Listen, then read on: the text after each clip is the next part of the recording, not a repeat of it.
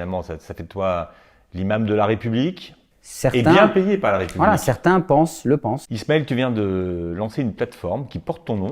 C'est un gros projet que tu portes depuis longtemps. Ça coûte des sous, parce qu'il y a beaucoup de production, il y a beaucoup de choses. Et ça coûte des sous à ceux qui s'abonnent aussi. Ça coûte parfois, c'est un budget quand même de s'abonner. Quel rapport toi tu as avec l'argent et c'est vrai que pour ceux qui peuvent nous regarder aujourd'hui, ça coûte des sous de s'abonner à la plateforme d'Ismaël Mounir. Moi, j'ai aucun problème avec l'argent, donc j'ai pas de problème avec l'argent. Je suis décomplexé par rapport à ça. Attention, je l'ai pas toujours été, parce que là aussi, l'éducation religieuse que j'avais reçue, eh bien, elle m'a amené à faire différemment. J'ai donné des cours dans des structures pendant presque 10-15 ans et pendant 10 ans de manière bénévole, totalement bénévole. Mais tu te fais de l'argent sur le dos des musulmans? Non, je me fais pas de l'argent sur le dos des musulmans.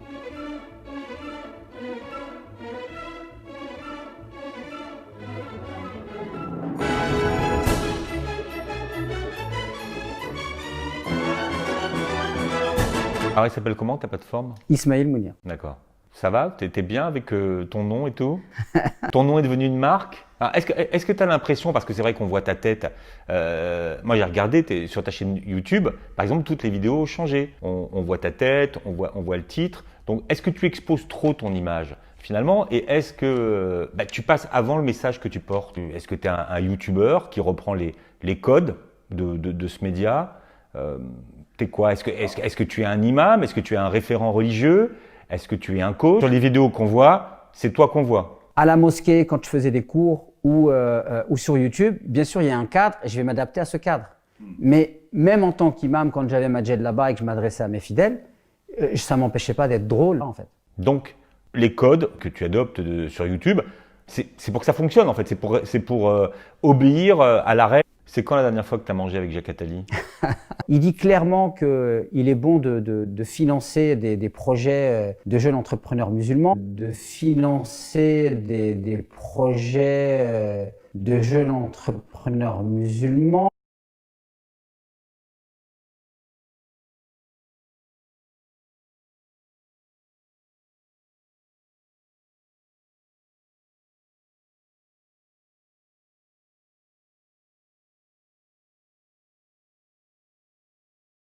Nous sommes aujourd'hui dans une période où il y a 5 ou 6 millions de musulmans en France. Nous aurons un jour 3 millions de juifs en Europe, 50 millions de musulmans en Europe. Que faire face à ça? Il est fondamental pour la survie d'Israël que les Palestiniens et les Israéliens s'entendent bien. Il est fondamental pour que cette paix ait lieu là-bas, qu'elle ait lieu ici. Et je pense qu'il est une des très grandes responsabilités de la communauté juive et des juifs de France de faire en sorte de jouer un rôle dans l'intégration des communautés musulmanes. Ça veut dire qu'il importe à la communauté juive de jouer un rôle. En Angleterre, par exemple, la bourgeoisie juive finance des imams. En Angleterre, par exemple, la bourgeoisie juive finance des imams pour éviter que des imams trop radicaux viennent d'ailleurs. Pour ma part, je consacre une part importante de mes efforts à aider au financement des petites entreprises créées par les gamins musulmans des banlieues. Et je pense que c'est une activité fondamentale pour créer des conditions du bien vivre en France pour les Juifs. Pour créer des conditions du bien vivre en France pour les Juifs.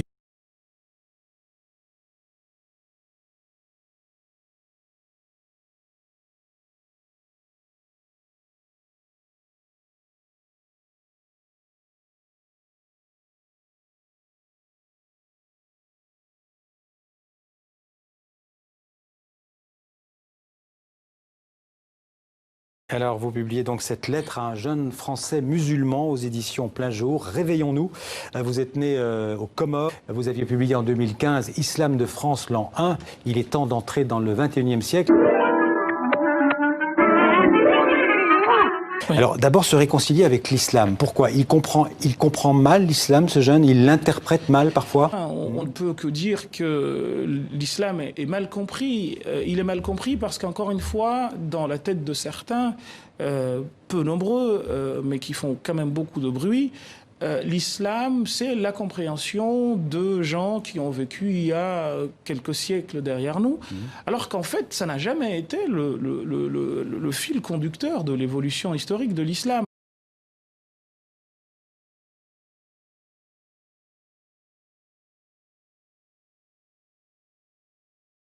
vous savez, madame, ce qui est parfois difficile, c'est que quand on parle, on n'a pas l'impression d'être entendu. Je l'ai dit dans les colonnes d'un journal qui est français, je le citerai, le Nouvel Obs, que la France appliquait plus la charia que tous les autres pays musulmans. Et c'est... là, vous y allez peut-être un peu fort quand même. Là, vous y allez peut-être un peu fort quand même.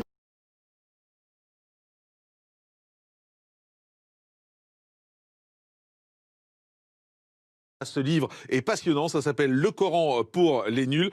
Tarek Oubrou, bonjour. Bonjour. Merci d'être avec nous. Vous êtes recteur et grand imam de Bordeaux. C'est vous qui avez écrit ce livre pour nous éclairer.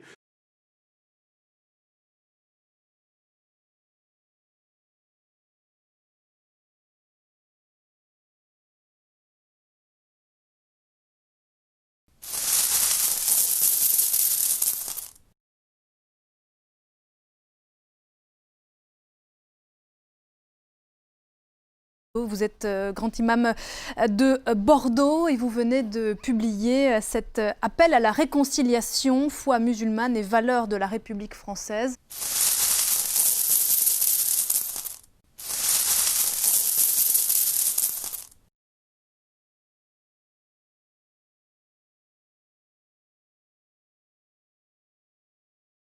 Marie-Françoise Colombani, pendant 25 ans, l'une des patronnes du magazine Elle, à ses côtés, Tarek Oubrou, le grand imam de Bordeaux. Merci à tous les deux de nos invités. C'est la féministe et c'est l'imam. C'est le titre d'un livre publié chez Stock. C'est un livre étonnant, c'est une rencontre étonnante. Marie-Françoise Colombani, vous aviez voulu savoir ce qu'il y avait dans le ventre du personnage qui est à côté de vous, c'est-à-dire Tarek Oubrou. Je voulais surtout lui demander, au départ, pourquoi il avait changé d'avis, par exemple, sur la question du voile.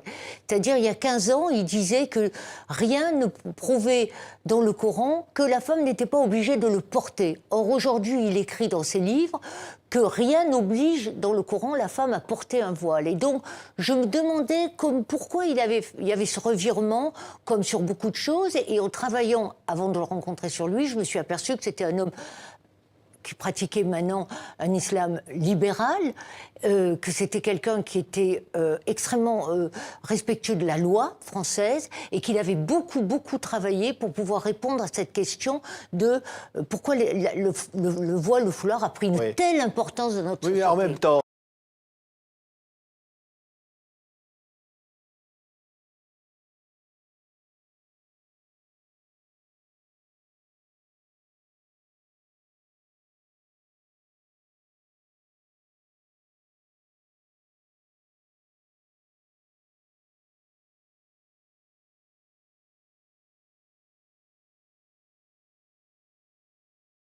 il n'y a pas une aumône plus importante que l'aumône donnée pendant la journée du vendredi. Alors c'est pour cela que je me permets de m'introduire, après l'avoir fait sur Facebook, par question d'équité, rapidement. Je m'introduis ici chez vous pour vous faire participer à une aumône pendant la journée du vendredi, où l'aumône est la plus importante. Et en plus, on est pendant le mois de Ramadan. Et en plus, khitamuhu misk, innamal a'malu bil khawatim, les actions ne valent que par leur fin. Eh bien, on est à la fin de Ramadan et on est à la fin de la récolte d'argent et Inch'Allah Ta'ala, on s'approche de la fin du mois de Ramadan. Donc, je vous permets ici, je vous donne l'opportunité plutôt de participer avec nous. Il y a tous les liens en dessous de la vidéo pour pouvoir participer au magnifique projet ici qui est en train d'être achevé. Alors ici là il y a quelqu'un qui a dit, je reprends ces mots, hein, arrêtez de gratter de l'oseille. Alors premièrement, moi alhamdoulilah, tout mon contenu sur internet il est totalement et complètement gratuit, alhamdoulilah, donc je n'ai aucun complexe avec ça.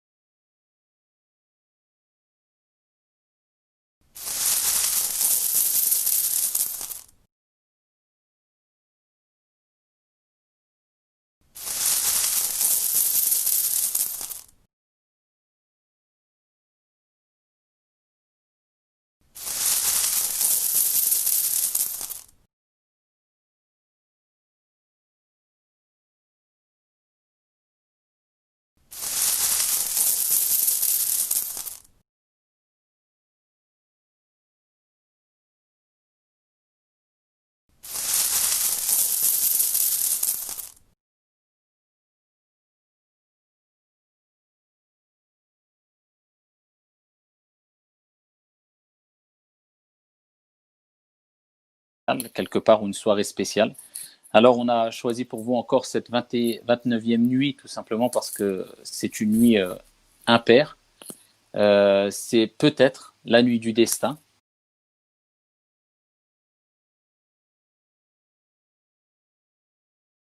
Nous, le but, ce n'est pas ici de récolter de l'argent pour un intérêt personnel, même si c'est des projets de notre vie. Non, c'est de vous faire participer aux projets qui font partie des meilleurs projets et surtout qui soient des projets qui vous permettent d'investir ici dans une sadaqa jariya qui restera, Inch'Allah ta'ala, dans le temps, qui vous permettra d'accumuler ici des bonnes actions pendant que vous êtes en train de dormir ou manger, ou vous amuser, ou dans la distraction. Vous avez investi dans le bon endroit, le compteur tourne toujours.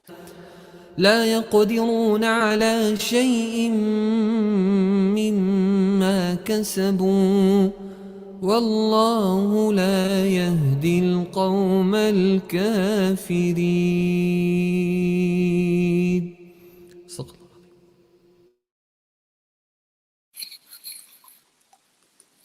الله. بارك الله فيك. وفيكم. تفضل سي رشيد. بسم الله الرحمن الرحيم والحمد لله رب العالمين والصلاة والسلام على رسول الله وعلى آله وصحبه وسلم تسليما كثيرا. Alors permettez-moi de, comme je vous ai dit précédemment, de faire d'une pierre deux coups, de vous présenter ici le projet, qui est un projet magnifique, qui est un projet d'excellence, qui est un projet qui nous rappelle que la communauté a un potentiel énorme, que la communauté musulmane renferme des richesses. Il faut simplement, comme je vous disais la dernière fois déjà, il faut simplement savoir extraire ces richesses. Et alhamdoulilah, certaines personnes l'ont fait, beaucoup le font en France d'ailleurs et ailleurs. Et c'est pour cela que ici on a voulu vous présenter ce projet-là, pour vous permettre, pour avoir l'opportunité, pour avoir le privilège, pour avoir l'honneur. Parce que, en fait, quand on investit, c'est pour nous, c'est pour notre au-delà. Et on cherche à investir dans ce qui est de meilleur, ce qui rapporte le plus. On aura l'opportunité d'investir dans une chose qui fait partie des œuvres qui rapportent le plus. Alhamdoulilah, eux, ils ont su le faire. Ils ont réussi à le faire. Et aujourd'hui, ils ont besoin de nous pour continuer à le faire. Tout simplement parce que ici, ils ont agrandi les locaux. Ils ont un collège maintenant. Bien sûr, le lycée est sous contrat, mais il faut quand même beaucoup d'argent. Et avec la fermeture des mosquées, etc., ils n'ont pas pu faire leur récolte annuelle pour continuer à atteindre cette excellence-là encore. D'autant plus que le collège, il est assez nouveau, donc il n'est pas sous contrat. Et ceux qui gèrent des lycées, des collèges musulmans, je parle de lycées et collèges musulmans ici, ici, ils savent très bien qu'il faut énormément d'argent, surtout quand on n'est pas sous contrat. C'est parce que pour celles et ceux qui veulent participer dans ce lycée, pour ceux qui nous demandent, pour la collecte, ici, il y a tous les liens au-dessus de la vidéo ou en dessous de la vidéo. Pour participer, vous pouvez le faire, il y a la cagnotte ici qui est mise en place. Pourquoi je vous parle de l'excellence? Parce qu'Allah Jalla wa Ala, il n'est pas insouciant à ce qu'au font les injustes, comme il n'est pas insouciant à ce qu'au font les bienfaisants, al-muhsinoun. C'est pour cela que dites-vous toujours. Je t'interromps pour te dire qu'alhamdoulilah, les gens ont bien saisi le message et on est déjà entre PayPal et Cotiseup, parce que j'ai les vrais chiffres qui ne sont pas encore actualisés publiquement. On est déjà à plus de 7 000 € alhamdoulilah en quelques minutes. Donc alhamdoulilah, les gens ont bien entendu le début de ton message. Barakallahu fik. Alhamdoulilah.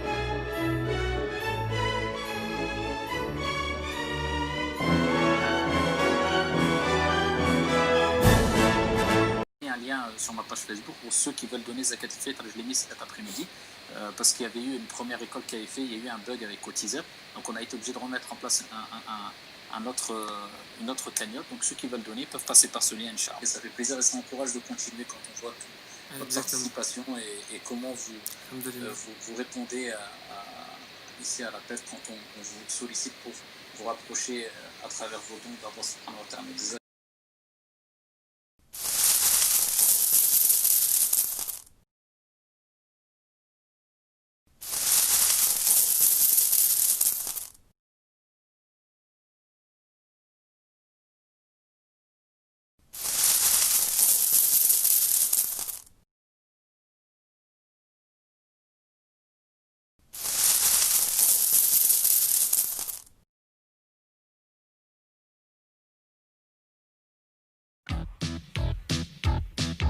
C'est le plus grand boss de toute la ville, Picsou, Picsou. C'est le plus puissant de tout Canardville, Picsou, Picsou. Il vaut des milliards en or, en dollars, Picsou. En suivant Pipi, Riri et Loulou, nous entrerons dans la bande à Picsou. C'est le plus riche, Voix de canard, le plus chiche, le plus roublard. en suivant Pipi, Riri, Loulou.